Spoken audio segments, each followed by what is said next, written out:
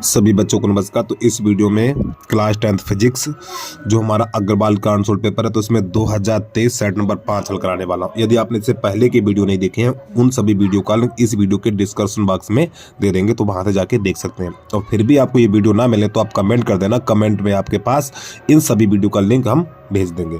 तो जानना ना समझ तो वीडियो की शुरुआत करते हैं। तो प्रश्न नंबर पहला है हमारा, किसी अवतल दर्पण द्वारा वस्तु के आकार के बराबर वास्तविक और उल्टा प्रतिबिंब बनता है तो वस्तु की स्थिति होगी। तो प्यारे बच्चों इसका आंसर हो जाएगा सी, यानी वक्रता केंद्र पर। जब हमारी वस्तु वक्रता केंद्र पर रखी होती है, तो प्रतिबिंब वस्तु के समान बनता, उल्टा और वास्तविक होता है। ठीक है, तो इसका आंसर हो जाएगा सी। और चाहो तो इसका किरण आरेख भी दिखा सकते हैं आपको। देखिए, अभी जाना मत आप। देखो ये रहा हमारा किरण आरेख, ये रहा। देखो जरा ध्यान समझना आप लोग, ठीक है।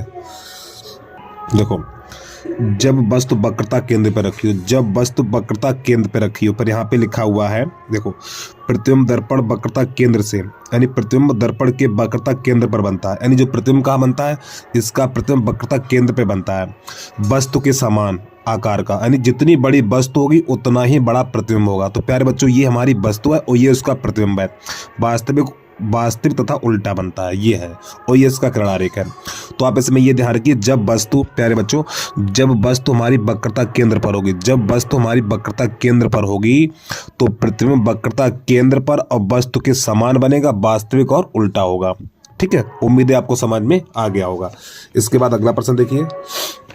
तो यहाँ पे अगला है नंबर 2, श्वेत प्रकाश की किरण के प्रिज्म से गुजरने पर किस रंग के लिए न्यूनतम विचलन होता है। तो थोड़ा इसको भी समझ लीजिए आप। देखो एक बार प्रश्न को फिर देखें। श्वेत प्रकाश की किरण के प्रिज्म से गुजरने पर किस रंग के न्यूनतम विचलन होता है। देखो समझिए ध्यान से। देखो ये रहा प्यारे बच्चों हमारा चित्र। देखो ये हमारी श्वेत किरण है, ये हमारा प्रिज्म है। जब ये अपवर्तन के पश्चात इसमें 7 रंग निकलते हैं। कितने निकलते हैं? 7 रंग निकलते हैं। तो सबसे कम विचलन लाल में होता है, और सबसे अधिक की बात करें तो बैंगनी होगा। ठीक है, अब समझिए यहाँ पर। देखो यहाँ पे क्या लिखा है, लाल रंग की किरण में विचलन सबसे कम। ठीक, लाल रंग की किरण में विचलन सबसे कम तथा बैंगनी प्रकाश की किरण में विचलन सबसे अधिक होता। अगर अधिक पूछे तो बैंगनी पे टिक लगाना है आपको, और कम पूछे तो लाल पे टिक लगाना है। ठीक है, कम पूछे तो लाल पे टिक लगाना। देखो क्या पूछा है इसमें प्रश्न में।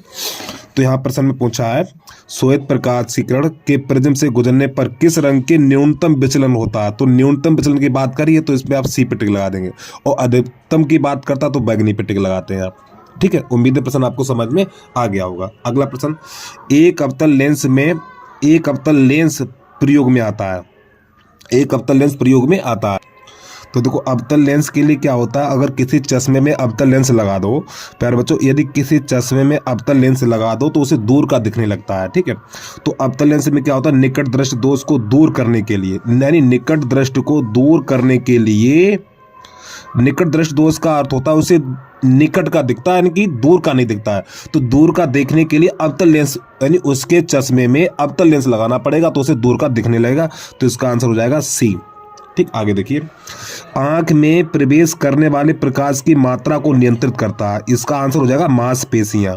इसका बाद अगला देखिए, विद्युत परिपथ में विद्युत शक्ति का सही सूत्र है। अब प्यारे बच्चों यहाँ पे देख लो, यहाँ पे सूत्र होता है हमारा P क्या है, विद्युत शक्ति या सामर्थ्य भी बोल सकते हैं आप इसे। P सामर्थ्य, इसका मात्रक वाट होता है।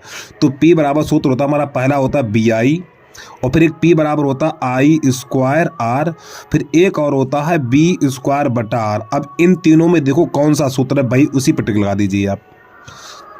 देखो ये भी नहीं है, इसमें प्लस है, और ये हाँ I²R। देखो P बराबर I²R, देखो P बराबर I²R, देखो ये रहा। तो ये वाला इसका विकल्प सही हो जाएगा, बी नंबर सही हो जाएगा। उम्मीद है प्रश्न आपको समझ में आ गया होगा। अब इसके बाद प्रश्न नंबर 6 हमारा, किसी विद्युत धारा भाई सीधी लंबी परिलालिका के भीतर चुंबकीय क्षेत्र होता है। तो प्यारे बच्चों इसका आंसर हो जाएगा सभी बिंदुओं पर समान होता है। इसके बाद अगला प्रश्न है, भारत में प्रत्यावर्ती धारा आपूर्ति की जाती है। तो इसका आंसर हो जाएगा 50 हर्ट्ज। अब इसको थोड़ा डिटेल में आपको बता दूं मैं। तो यहाँ पे आप लोग जरा ध्यान से समझना। देखो, आवृत्त का मात्रक साइकिल प्रति सेकंड, आवृत्त का मात्रक साइकिल प्रति सेकंड अथवा हर्ट्ज भी होता है। क्या होता है? हर्ट्ज। जो यहाँ पे 50 हर्ट्ज लिखा हुआ, हर्ट्ज की जगह पे साइकिल प्रति सेकंड भी आप लिख सकते हैं। फिर हमारे देश में घरों में प्रयुक्त की जाने वाली प्रत्यावर्ती धारा की आवृत्ति 50 साइकिल प्रति सेकंड होती है। यानी 50 साइकिल प्रति सेकंड या साइकिल प्रति सेकंड की जगह पे आप हर्ट्ज भी लिख सकते हैं। आगे समझिए। इससे स्पष्ट है कि घरों में प्रयुक्त प्रत्यावर्ती धारा 1 सेकंड में 50 बार एक ही दिशा में तथा 50 बार दूसरी दिशा में बहती है। चूंकि एक साइकिल में धारा 2 बार शून्य तथा 2 बार अधिकतम होती है। अतः घर में लगा बल्ब 1 सेकंड में, अब यहाँ पे महत्वपूर्ण बात है, अतः घर में लगा बल्ब 1 सेकंड में 100 बार बुझता है और 100 बार जलता है, परंतु दृष्टि निर्भरता के कारण हमें बल्ब लगातार जलता प्रतीत होता है। तो यहाँ पे मुख्य बात यह है, जो हमारा हर्ट्ज है, तो हर्ट्ज का मात्रक साइकिल प्रति सेकंड भी है। तो हमारे देश में घरों में प्रयुक्त की जाने वाली प्रत्यावर्ती धारा 50 हर्ट्ज साइकिल प्रति सेकंड या हर्ट्ज होती है। ये चीज है इसकी। ठीक है, अगला प्रश्न देखिए अब प्रश्न नंबर पहला है हमारा, एक अवतल दर्पण की वक्रता त्रिज्या 40 सेंटीमीटर। तो देखो, वक्रता त्रिज्या ये आर का मान हो गया। इसके सामने 15 सेंटीमीटर दूरी पे रखी वस्तु, ये यू का मान हो गया। तो प्रतिबिंब की स्थिति तथा किरणारे खींचे, ये बताना हमें। तो यहाँ पे लिखेंगे हम वक्रता त्रिज्या आर, तो आर बराबर है हमारा 40 सेंटीमीटर। ठीक, तो सूत्र होता हमारा एफ बराबर आर बटा 2। आर का मान 20 है, तो यहाँ पे आर का मान 40, तो यहाँ पे 40 लगा देंगे, तो हो जाएगा 40 बटा 2। इसमें 2 का भाग लगाएंगे तो एफ बराबर हो जाएगा हमारा 20 सेंटीमीटर। और प्यारे बच्चों, यहाँ पे जो दर्पण है हमारा, जो हमारा दर्पण अवतल दर्पण है, तो अवतल दर्पण की फोकस दूरी ऋणात्मक होती है, तो यहाँ पे माइनस का चिन्ह लगा देंगे। ठीक, आगे देखिए। अब इसके बाद इसके सामने एक वस्तु 15 सेंटीमीटर दूर रखिए, ये मान यू का होता और ये हमेशा माइनस होता है, तो यू बराबर लिखेंगे माइनस का 15 सेंटीमीटर।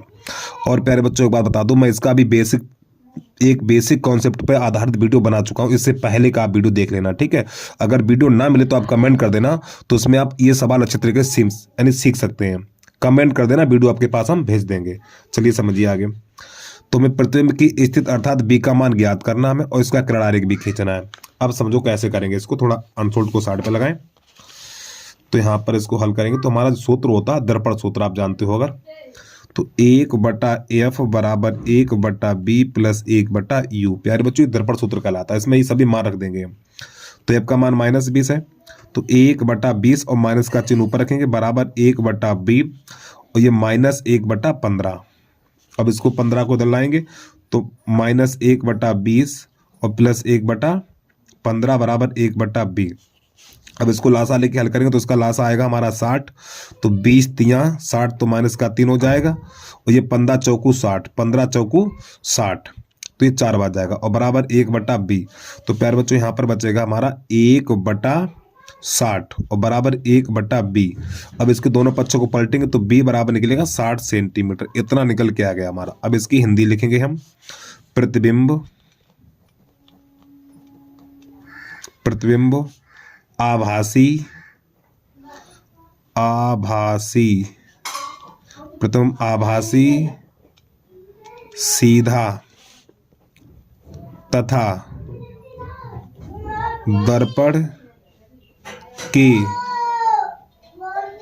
पीछे बनेगा, ये इसका हल हो गया। ठीक है, अब इसका किरणारेख कैसे खींचते हैं वो देख लीजिए आप। तो प्यारे बच्चों, इसका आपको किरणारेख बिल्कुल ये वाला खींच लेना। ठीक है, यही खींचना है बिल्कुल सेम। अगर आपको किरणारेख नहीं खींचने आते, उसका भी वीडियो बना रखा है हमने, तो वहां से जाके आप वीडियो को सर्च कर लीजिए, और इसी लिस्ट में यानी प्ले लिस्ट में मिल जाएगा, वहां से देख सकते हैं आप। ठीक है, तो इसका आपको किरणारेख ये खींच लेना है। इसके बाद अगला देखिए प्रश्न। इस प्रश्न को एक बार पूरा देख लें, फिर इसके बाद आगे थोड़ा आगे हल करा रहा हूं मैं। अब प्रश्न नंबर 2 है हमारा, प्रतिबिंबों को बनने को दर्शाने के लिए किरणारेख खींची। तो इसका पहला है, वस्तु आभासी लेंस के सामने फोकस एफ तथा प्रकाश केंद्र ओ के बीच में रखा गया है। देखिए, इसका मान लो ये प्रश्न नंबर है दूसरा है, और इसको अपने आप करिए, मॉडल से किताब से देख के करिए कहाँ पर है, कड़ारी खींचिए। अब ये प्रश्न देखिए नंबर 3, इसको कैसे करेंगे हम, ठीक है। चलिए देखिए समझिए।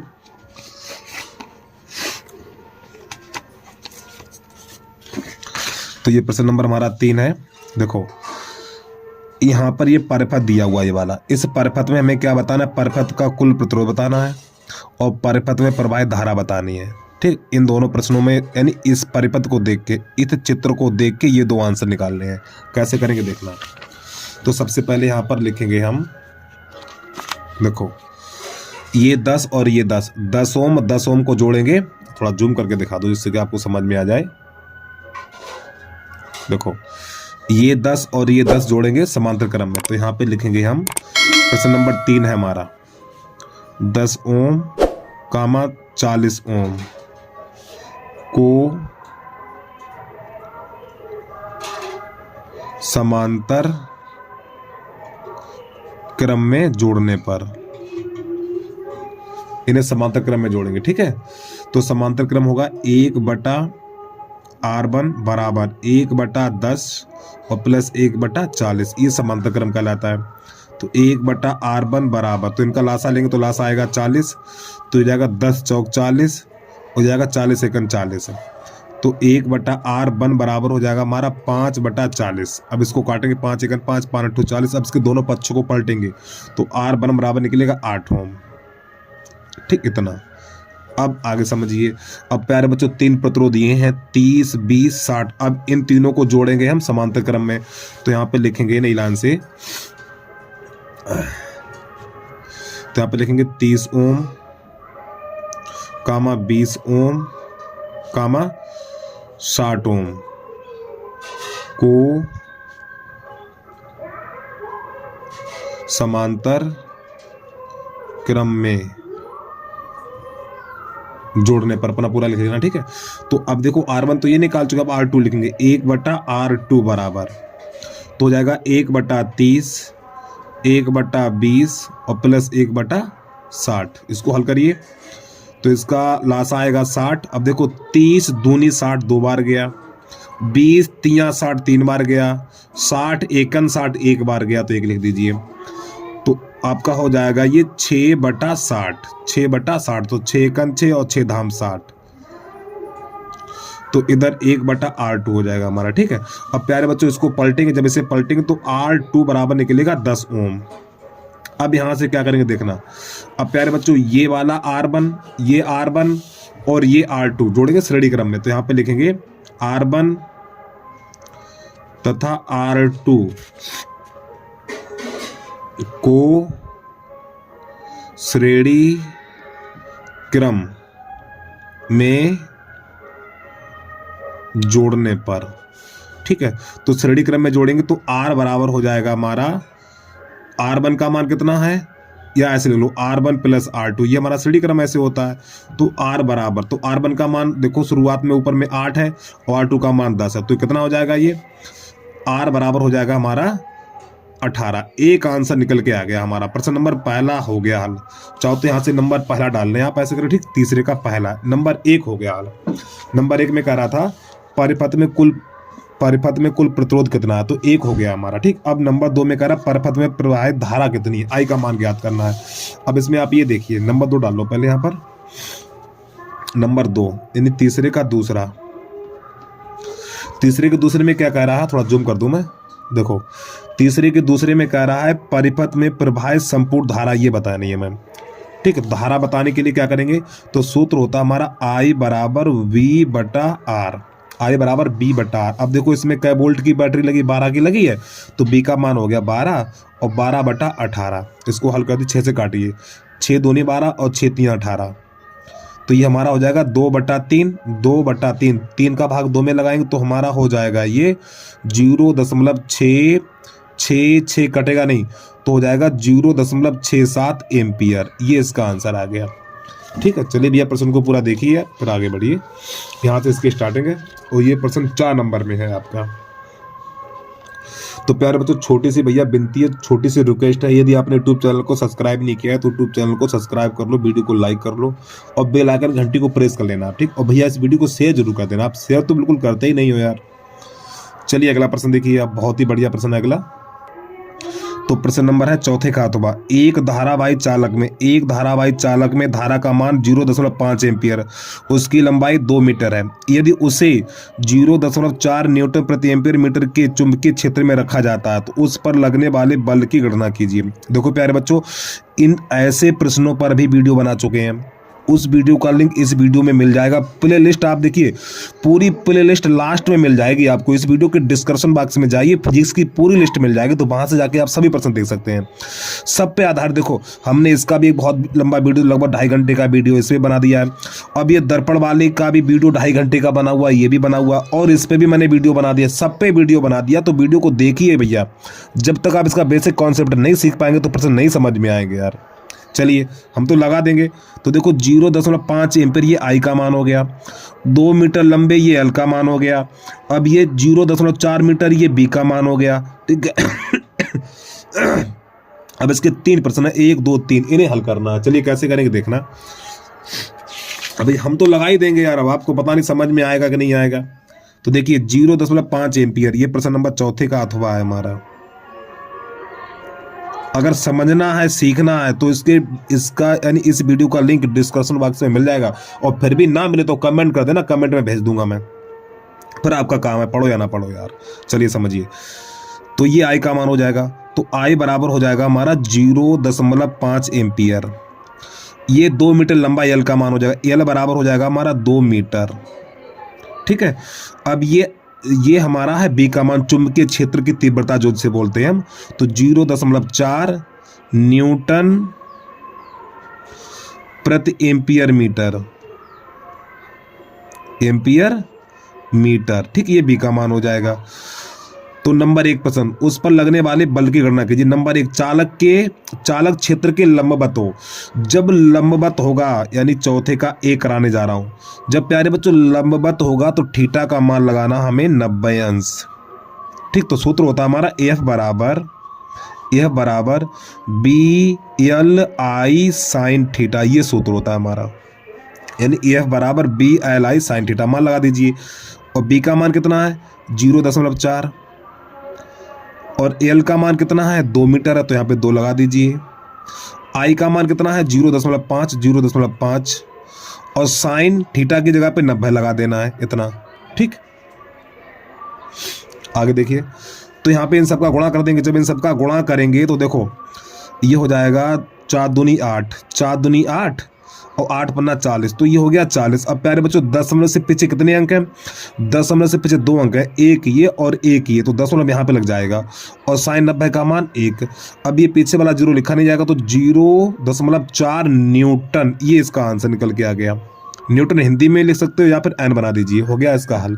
अब इसके बाद दूसरा प्रश्न नंबर बी में क्या करा, देखो नंबर बी में करा क्षेत्र से 30 अंश का कोण बनाता है। अब थीटा की जगह पे खाली 30 अंश लगा देना आपको। चलिए नंबर 2 समझिए, चौथे का बी, तो आपको थीटा बराबर लिख देना है 30 अंश, और सूत्र आपका बिल्कुल यही लगेगा। तो एफ बराबर BLI साइन थीटा, मान लगा दीजिए। बी का मान 0.4, एल का मान 2, आई का मान 0.5 और थीटा की जगह पे 30, तो यहाँ पे साइन 30 हो जाएगा।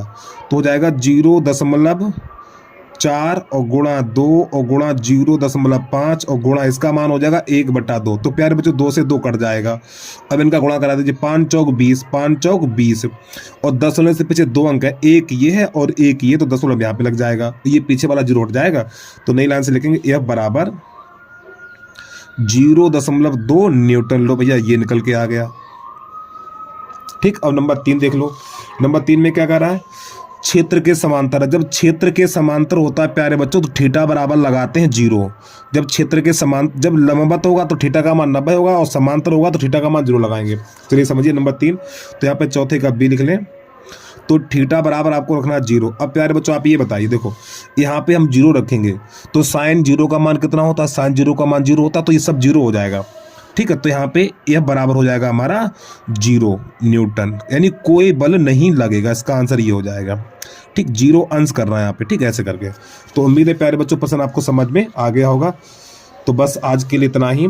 जय हिंद, जय भारत।